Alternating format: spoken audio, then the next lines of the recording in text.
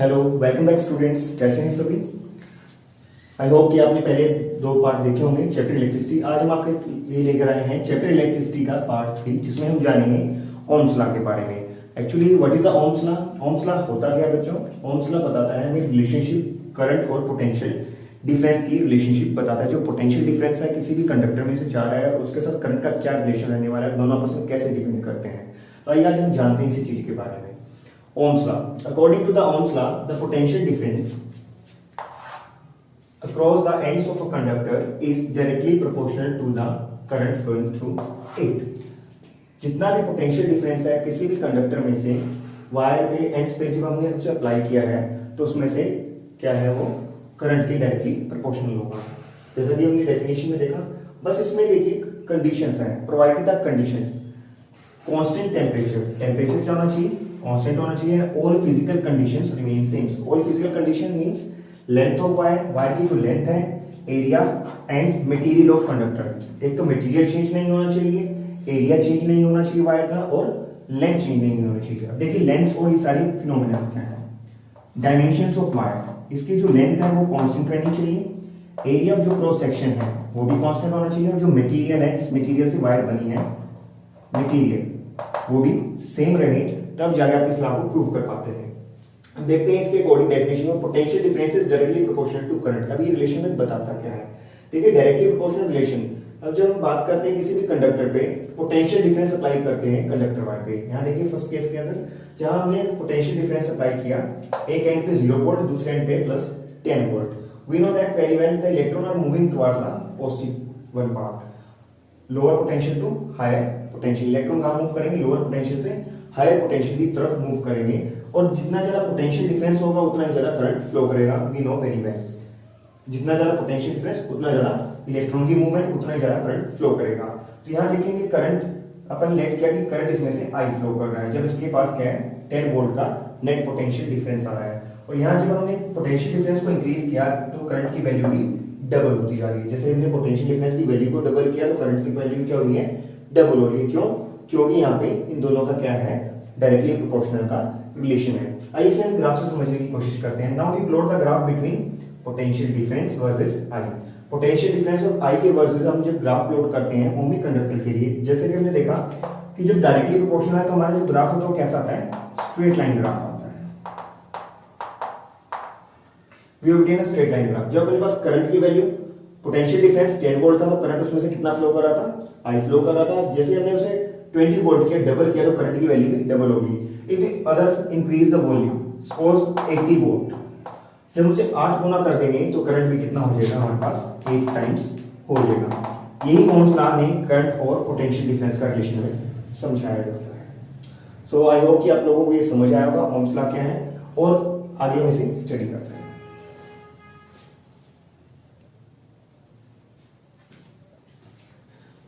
अब जानते हैं कि according to Ohm's law we know that, हम जानते हैं ओम्स लॉ के according potential difference is directly proportional to current. जो पोटेंशियल डिफरेंस है वो डायरेक्टली प्रोपोर्शनल है करंट के। And by removing the proportionality sign we taking a constant. जब भी हम प्रोपोर्शनलिटी साइन को इक्वालिटी की फॉर्म में लेके आते हैं तो हमें कुछ कांस्टेंट लेना पड़ता है। तो यहाँ पे हमने जो कांस्टेंट लिया वो कांस्टेंट लिया है R, and R is well known as the constant of resistance. जो आर है वो रेजिस्टेंस कहलाता है।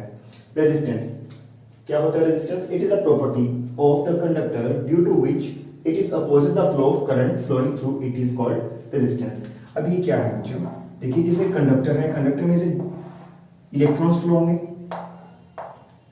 हायर पोटेंशियल की तरफ, लोअर पोटेंशियल से हायर पोटेंशियल की तरफ फ्लो ऑफ इलेक्ट्रॉन्स होते हैं। और कन्वेंशन क्या है कि करंट इसका अपोजिट मूव करता है। तो जितना करंट को अपोज करने की जो प्रॉपर्टी है किसी भी मटेरियल की वो कहलाती है resistance. Property of a conductor due to which it opposes the flow of current. इसके फ्लो को अपोज करती है, यानी रोकती है। अपोज करना उसे रोकना। जैसे इलेक्ट्रॉन इधर मूव कर रहे हैं तो इलेक्ट्रॉन को यहाँ पे एक रिस्ट्रिक्शन लगा दी है, और इलेक्ट्रॉन बहुत ज्यादा टाइटली मूव कर रहे हैं, उन्हें बहुत ज्यादा फोर्स लगानी पड़ रही है मूव करने के लिए। अगर इलेक्ट्रॉन स्लो मूव करेंगे तो करंट भी क्या करेगा? स्लो मूव करेगा, जिसकी वजह से इफेक्ट प्रोड्यूस होता है, हीटिंग इफेक्ट प्रोड्यूस होता है। वो प्रॉपर्टी है बच्चों resistance. So it is called resistance. फिर बात करते हैं according to Ohm's law. Ohm's law के अकॉर्डिंग रेजिस्टेंस क्या बनेगा? It is a ratio of the potential difference and current. Ohm's law के अकॉर्डिंग अगर देखा जाए तो ये किसका रेशियो बनता है? पोटेंशियल डिफरेंस वर्सेस करंट का रिलेशन बनता है। बट जैसे कि आपको दिखाई दे रहा होगा इसके प्रोपोर्शनलिटी यानी कि इसके रेजिस्टेंस पे डिपेंड कर रहा होगा, बट एक्चुअली में ऐसा नहीं है। Resistance does not depend upon the potential difference and current. Resistance जो ना ही पोटेंशियल डिफरेंस पे डिपेंड करता है ना ही करंट पे। जैसा कि हमने भी एक्सपेरिमेंटली देखा कि पोटेंशियल डिफरेंस जैसे बढ़ाते हैं तो उसके डायरेक्टली बढ़ रहा है, बट जो रेजिस्टेंस की वैल्यू है वो क्या है, किसी भी कंडक्टर के लिए फिक्स है। जैसे कि एक्सपेरिमेंटली हम लेना चाह रहे हैं कि अपन वायर ली, उसके अंदर से रेजिस्टेंस फाइंड आउट कर रहे हैं और करंट की वैल्यू बढ़ाते जा रहे हैं। जैसे जैसे करंट की वैल्यू बढ़ाएंगे पोटेंशियल की वैल्यू भी बढ़ेगी, और इफ वाइस वर्सा पोटेंशियल बढ़ाएंगे तो करंट भी बढ़ेगा, बट जो वायर का जो रेजिस्टेंस वायर का है वो चेंज नहीं होगा।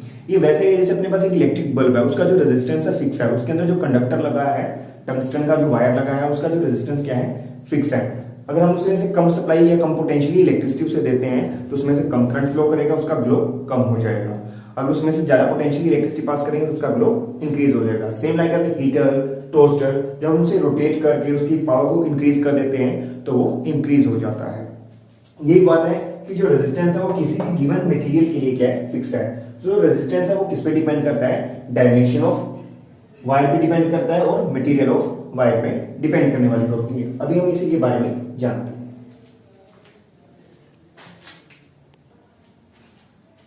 अब बात करते हैं यूनिट ऑफ रेजिस्टेंस के बारे में।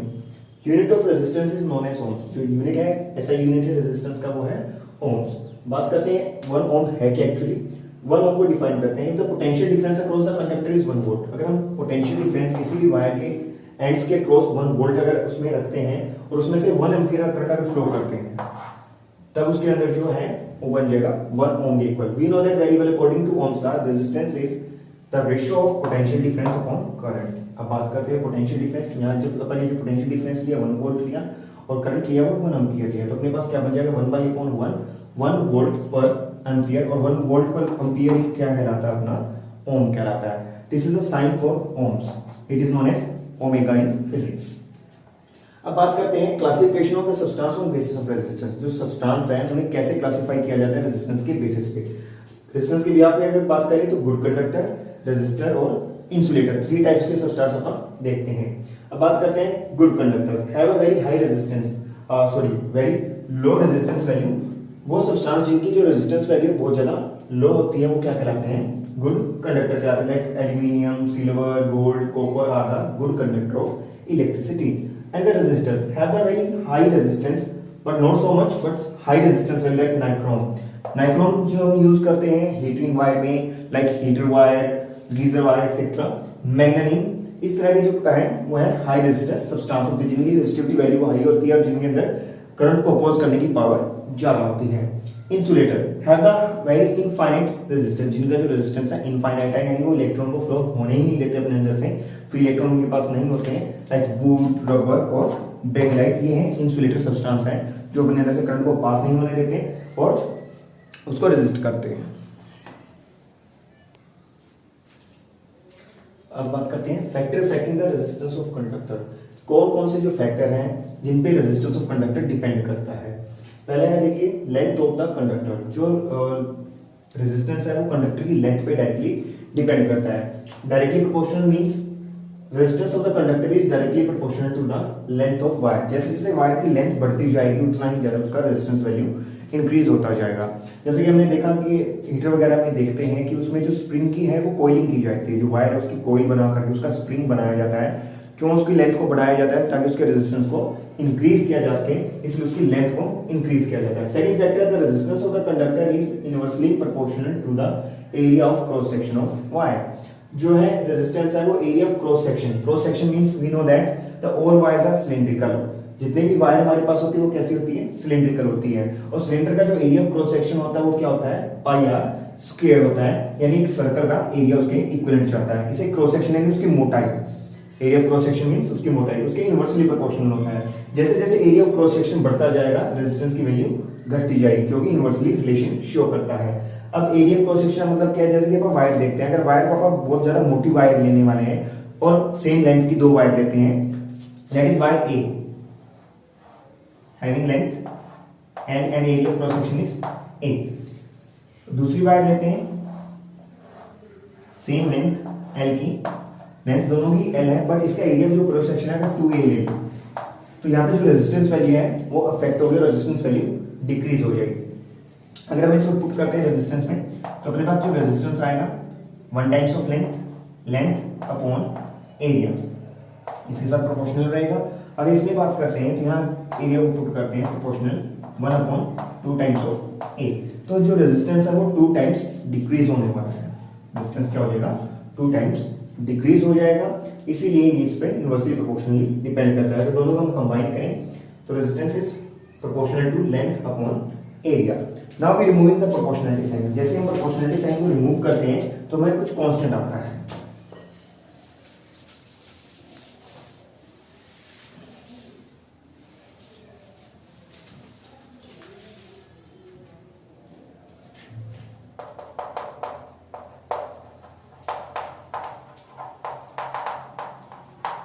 साइन ऑफ प्रोपोर्शनलिटी,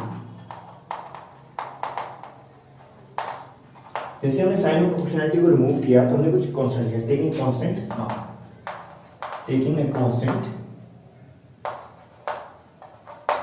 रो। अब हमने नया कांस्टेंट लिया है जिसका नाम है rho. It is known as resistivity.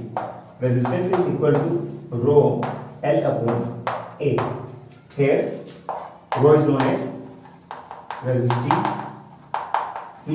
जो रो है वो अपने पास क्या कहलाता है, रेजिस्टिविटी कहलाता है। जैसे अपन एक डेंसिटी टर्म को देखा है उसी तरह से रेजिस्टिविटी टर्म होती है। रेजिस्टिविटी क्या है, the measure of the resistance of wire. ये क्या बताती है, measure of resistance of wire, कितना उसका रेजिस्टेंस है। और ये भी क्या है, कांस्टेंट वैल्यू है। कैसी वैल्यू है, कांस्टेंट वैल्यू। ये गिवन मटेरियल के लिए क्या है, फिक्स है। जैसे अपने पास कॉपर है तो कॉपर की रेजिस्टिविटी फिक्स होगी। अगर आप सिल्वर की वायर लेते हैं तो सिल्वर की रेजिस्टिविटी फिक्स होगी। It does not change and does not depend upon the length of and area of wire. ना तो ये लेंथ पे डिपेंड करने वाली प्रॉपर्टी है, ना ही एरिया के साथ डिपेंड करने वाली प्रॉपर्टी है। This is known as resistivity. यहां से हम रेजिस्टिविटी का फॉर्मूला भी ड्राइव कर सकते हैं। Resistivity divide by term left hand side आएगी तो मल्टीपल हो जाएगी और मल्टीपल टर्म डिवाइड में आ जाएगी। So resistivity is equal to R L A upon L आ जाएगा अपने पास। सो ये जो रेजिस्टिविटी है गिवन वायर के लिए, जो रेजिस्टिविटी फैक्टर है वो क्या रहता है, फिक्स रहता है, कांस्टेंट रहता है। अब बात करते हैं इसकी यूनिट की। Unit of resistivity.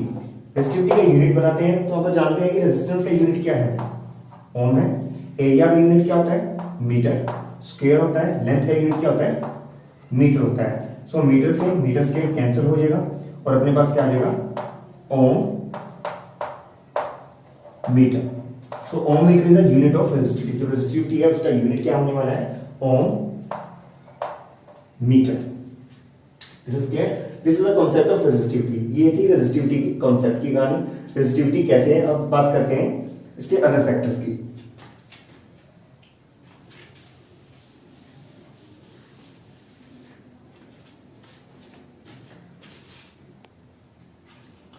अब बात हमने अभी देखा ना रेजिस्टिविटी। रेजिस्टिविटी क्या होती है, resistance into area upon length. It is defined as the measure of the resisting power of specified material.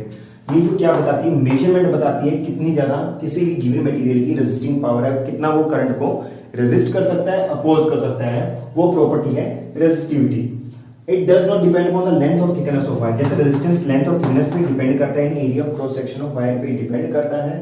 But resistivity जो है वो कांस्टेंट है गिवन मटेरियल के लिए। वो मटेरियल की नेचर पे डिपेंड करती है। कॉपर की अलग होगी, सिल्वर की अलग होगी, गोल्ड की अलग होगी। तो डिफरेंट डिफरेंट मटेरियल की डिफरेंट डिफरेंट रेजिस्टिविटी होने वाली है। It depend upon the nature of the substance और साथ में टेम्परेचर पे डिपेंड करती है। जो अपने पास जो डाटा गिवन होता है, जो टेबल गिवन है बुक के अंदर, वो किसी बेसिस पे है, गिवन स्पेसिफाइड रूम टेम्परेचर के ऊपर गिवन है और वो डाटा अपने न्यूमेरिकल के लिए यूज करना होता है। अब बात कर लेते हैं फोर्थ फैक्टर, जो टेम्परेचर है रेजिस्टेंस को अफेक्ट करने वाला। Effect of the temperature on resistance. The resistance of the all pure metals increase on increase temperature. अगर बात करें रेजिस्टेंस की, जो रेजिस्टेंस है वो प्योर मेटल्स के लिए टेम्परेचर बढ़ाने पर बढ़ जाता है and vice versa, and decrease on decreasing the temperature. Temperature को घटाने पर जो रेजिस्टेंस है गिवन प्योर मेटल का वो डिक्रीज हो जाता है। बट रेजिस्टेंस जो है अलोयज इन ओमिक कंडक्टर्स, जो हमने अभी पढ़े थे, ohmic conductor like nichrome etcetera, उनका ऑलमोस्ट क्या रहता है, अनअफेक्टेड रहता है at the given temperature. Temperature बढ़ाने पर भी उनका जो रेजिस्टेंस है वो इंक्रीज नहीं होता है, ऑलमोस्ट कांस्टेंट माना जाता है। सो इसी के साथ ओम्स लॉ और रेजिस्टेंस से रिलेटेड कॉन्सेप्ट कंप्लीट होता है। अभी हम नेक्स्ट पार्ट में इसके करने वाले हैं न्यूमेरिकल्स।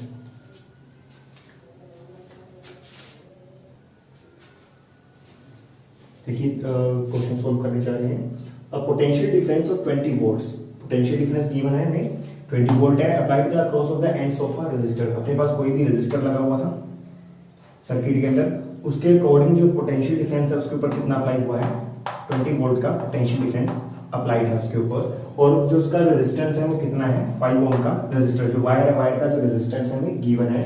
अब हमें निकालना है कि इसमें से जो करंट फ्लो कर रहा है इस रेजिस्टर के अंदर से वो कितना फ्लो करने वाला है। नाउ यूजिंग ओम्स लॉ बात करते हैं इसके सॉल्यूशन की। So first of all given क्या क्या हमारे पास है, पोटेंशियल डिफरेंस है 20 वोल्ट का पोटेंशियल डिफरेंस गिवन है, और जो रेजिस्टेंस है उसकी वैल्यू कितनी गिवन है, 5 ohm, and we need to find out current, हमें करंट को फाइंड आउट करना है। अब बात करते हैं इसके अकॉर्डिंग टू ओम्स लॉ।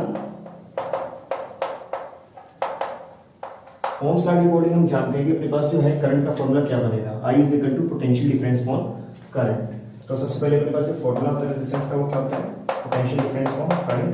सो इसे अपन रीअरेंज करेंगे तो अपने पास क्या बनेगा, ये I is equal to potential difference upon resistance. अब ये वैल्यूज को पुट कर देंगे। पोटेंशियल डिफरेंस की वैल्यू अपने पास गिवन है 20 वोल्ट, इसी तरह से रेजिस्टेंस गिवन है 5 ओम,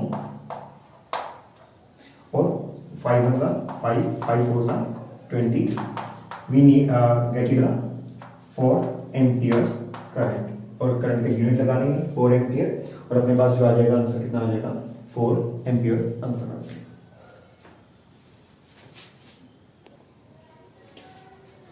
अब देखिए क्वेश्चन नंबर 2 में the potential difference between the terminals of an electric iron. हमें जो पोटेंशियल डिफरेंस है वो गिवन है किसी इलेक्ट्रिक आयरन के दो एंड्स के टर्मिनल्स पे लगा हुआ है, and the current is 5 ampere, उसमें से जो करंट फ्लो कर रहा है वो 5 एम्पीयर है। अब हमें कैलकुलेट क्या करना है, इस पार्ट के अंदर रेजिस्टेंस को कैलकुलेट करना है। तो सबसे पहले देखिए जो इलेक्ट्रिक आयरन यानी जो प्रेस है, प्रेस का जो पोटेंशियल दे रखा है वो 250 वोल्ट दे रखा है, उसमें से इतने वोल्ट का जो पोटेंशियल डिफरेंस है, और जो करंट है वो 5 एम्पीयर का है। तो पहले गिवन क्या है अपने पास, पोटेंशियल डिफरेंस 240 वोल्ट गिवन है। और बात करते हैं करंट की, करंट कितना है, 5 एम्पीयर गिवन है। We need to find out resistance using Ohm's law. Ohm's law का जो रिलेशन ऑफ रेजिस्टेंस का रिलेशन में क्या बताता है, पोटेंशियल डिफरेंस अपॉन करंट। अब उसी का यूज करते हैं, resistance is equal to potential difference upon current. अब दोनों की वैल्यू को पुट कर देंगे, 240 वोल्ट अपॉन 5 एम्पीयर। 5 1 5 5 4 20, 5 8 40। तो अपने पास ये जो टोटल आ जाएगा कितना आ जाएगा, 48 ओम रिलेशन आ जाएगा, यानी जो इलेक्ट्रिक आयरन है उसका जो रेजिस्टेंस है वो कितना होगा, 48 ओम होगा। हमने किया गया जो पोटेंशियल डिफरेंस गिवन था, करंट गिवन था, उन वैल्यूज को फॉर्मूला डायरेक्ट सब्स्टिट्यूट किया, सब्स्टिट्यूट करने के बाद उनसे सॉर्ट आउट किया, सॉर्ट आउट करने के बाद अपने को आंसर मिल जाता है।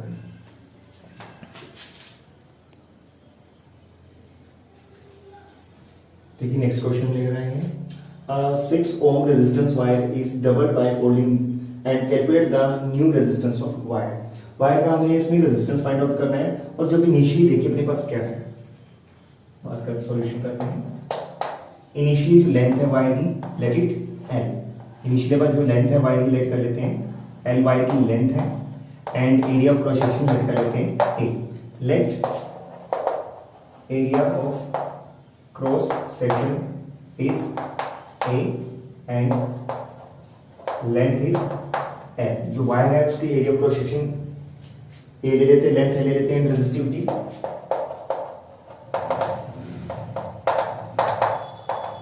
रो, रेजिस्टिविटी उसकी रो रहेगी, इसकी जो रेजिस्टिविटी है मटेरियल की वो हो जाएगी रो, और रेजिस्टेंस अपने गिवन है। वायर का जो रेजिस्टेंस है इनिशियली कितना गिवन है, 6 ओम गिवन है। अब इसमें कंडीशन क्या लगाई है, अगर वायर को फोल्ड कर करके डबल कर दिया जाए, by folding calculate the new resistance. जब उसे डबल कर दिया जाए फोल्ड करने के बाद में, तो उसका न्यू रेजिस्टेंस क्या होगा। तो सबसे पहले अपन जानते हैं कि वायर को मैं हाफ फोल्ड करता हूं तो वायर की जो लेंथ है वो क्या हो जाएगी, हाफ हो जाएगी। अगर आप इसे करते हैं, फोल्ड करते हैं,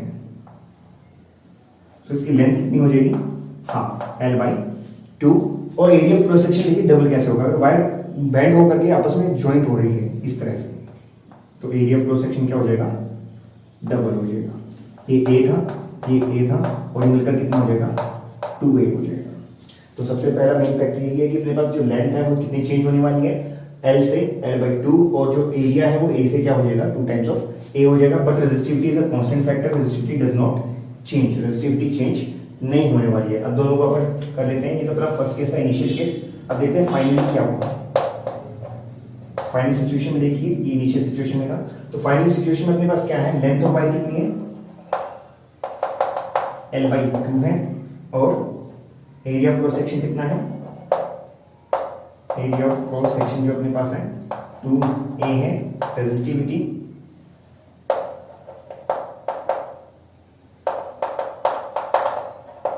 रो है, और रेजिस्टेंस हमें फाइंड आउट करना है। इसे लेट कर लेते हैं r डैश, क्योंकि जो इनिशियल रेजिस्टेंस है उसे अपन r मान लेते हैं, और इसे लेट कर लेते हैं r डैश। अब हमें इसे फाइंड आउट करना है, तो इसको फाइंड आउट करने के लिए कितना चेंज आए तो अपन दोनों का क्या करते हैं, रेशियो करते हैं, तो अपने ऊपर पता चलेगा चेंज क्या हुआ। अगर बात करें इनिशियल रेजिस्टेंस की, तो इनिशियल रेजिस्टेंस कितना आ जाएगा अपने पास, 6 ओम गिवन है, और L resistivity rho, length L/A। This is equation first. तो अपने पास रेजिस्टेंस गिवन है, ये सारी वैल्यू गिवन है। बात करते हैं सेकंड केस के अंदर, फाइनल केस के अंदर अपने पास r डैश है रेजिस्टेंस, और लेंथ कितनी है, L/2, और एरिया कितना है, 2 टाइम्स ऑफ A, और रेजिस्टिविटी कितनी है, रो। Let it equation 2। ये आपको समझ आ गया होगा कि कैसे है।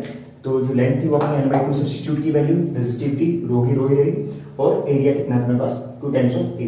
जब इसे सॉल्व करेंगे तो 2 2 4 हो जाएगा। अब इक्वेशन 1 को 2 से डिवाइड करेंगे या इक्वेट करते हैं, तो अपने को दोनों चीजें सॉल्व हो जाएंगी। कितना अपने पास आंसर आने वाला है, जब हम दोनों को डिवाइड करते हैं, डिवाइड तो दोनों इक्वेशन आ जाएंगी, तो अपन 2 को 1 से डिवाइड करेंगे। Dividing equation 2/1। अब नंबर 2 इक्वेशन को ऊपर रखेंगे, r dash upon rho L/4 times of A। अब बात करते हैं सेकंड फर्स्ट इक्वेशन के डिवाइड में आएंगी, तो ये टर्म्स चेंज हो जाएंगी, और अपने पास बन जाएगा रो L/A इंटू रो L/A। रो से रो कैंसिल हो जाएगा, ए से ये कैंसिल हो जाएगा, यहाँ से ये कैंसिल हो जाएगा, तो ये आपस में कैंसिल हो जाएगा। अपने पास बचेगी 1/4, और यहाँ जो आ जाएगा, एक सेकेंड, r/6 अपने पास आ जाएगा r/6। जब दोनों को इक्वेशन डिवाइड करेंगे 1/2, और अपने पास ये टर्म्स कैंसिल हो जाएंगी, तो इसकी जो वैल्यू आएगी वो कितनी आएगी, ये क्रॉस मल्टीप्लाई करेंगे, अपने पास यहाँ रिलेशन बचेगा, वो बचेगा r/6 = 1/4।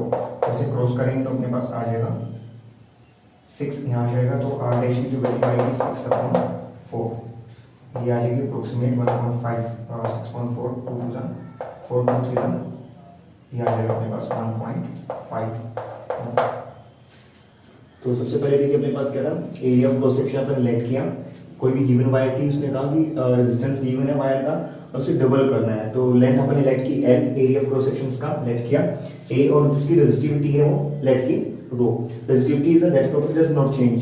जैसे उसमें सेकंड कंडीशन है उसके अकॉर्डिंग देखिए, फर्स्ट सिचुएशन के अकॉर्डिंग हमने जो रेजिस्टेंस निकाला वो इक्वेशन अपना फर्स्ट लेट कर लेते हैं। 6 ओम रेजिस्टेंस है, रो L/A। अब बात करते हैं फाइनल सिचुएशन में, जब हमने वायर को फोल्ड करके डबल किया, जब आप फोल्ड करेंगे तो वायर की लेंथ कितनी हो जाएगी, हाफ हो जाएगी, और एरिया ऑफ क्रॉस सेक्शन कितना हो जाएगा, 2 टाइम्स ऑफ A हो जाएगा। और फाइनली जब देखेंगे तो अपने रेजिस्टेंस निकालना है, तो इक्वेशन 2 को अपने पास इक्वेशन 2 आ जाएगी, L/2 and 2 times of A। जब इससे मल्टीप्लाई होगा 2 2 4 बन जाएगा, और डिवाइडिंग 2/1, जब 2 और 1 को जब डिवाइड करेंगे तो अपने पास ये रिलेशन आ जाएगा, दिस टाइप ऑफ सॉल्यूशन।